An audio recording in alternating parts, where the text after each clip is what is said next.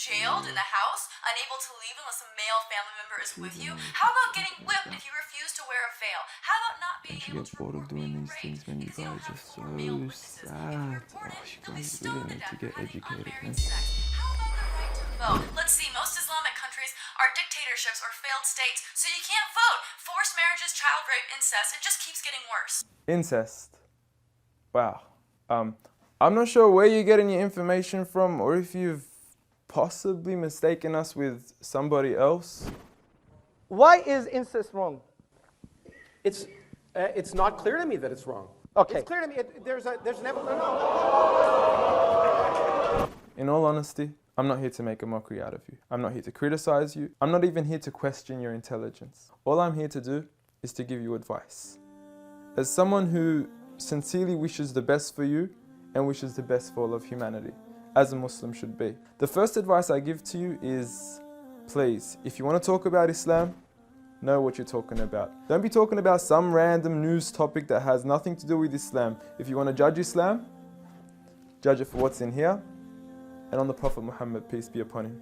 Speaking of the Prophet Muhammad, peace be upon him, I noticed your failed attempt at trying to draw him. I know it's worked for many others and it's made them really, really famous before, and I'm not sure if that's what you were trying to do, but please, give it up. I honestly want you to stop wasting your time and rather spend your time wisely in trying to find out who this man is. Find out what made this man the most influential man in the world. Find out what made this man one of the greatest lawgivers, the greatest lawgiver of all time. Find out what made this man the most perfect example to walk the earth.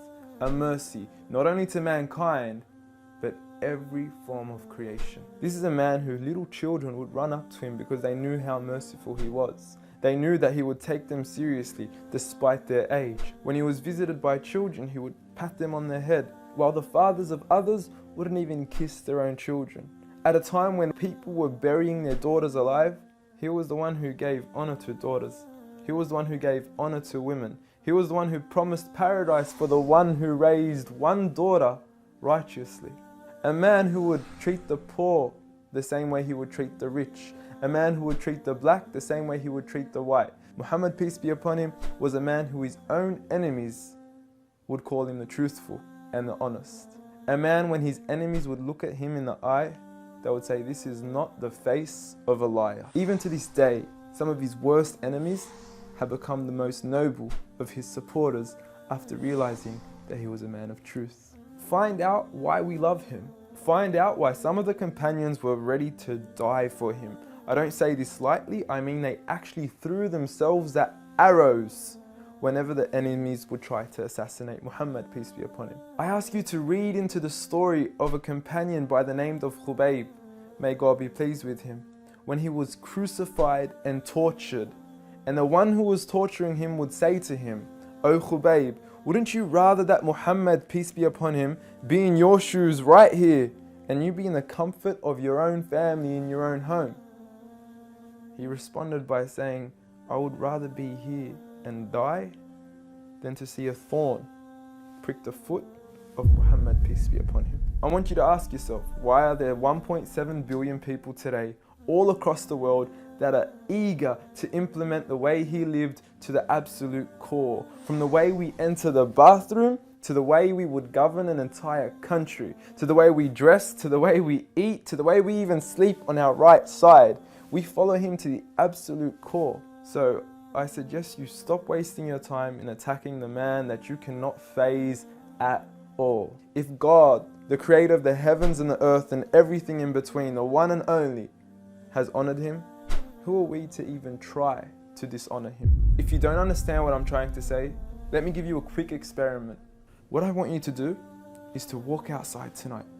Look at the brightness of the moon and go ahead and spit at it. And see what your spit does to the moon. The same way that your spit doesn't affect the brightness of the moon. The same way that your spit doesn't even reach the moon. The same way that your spit doesn't even faze the moon, is exactly what you're doing when you even try to attempt to dishonor Muhammad, peace be upon him. And if anything, when you do try to spit at the moon, you're only harming yourself. So please, stop what you're doing, stop wasting your time, and try to find out who he really was for your own benefit. Seek my advice. We want the best for you. Peace.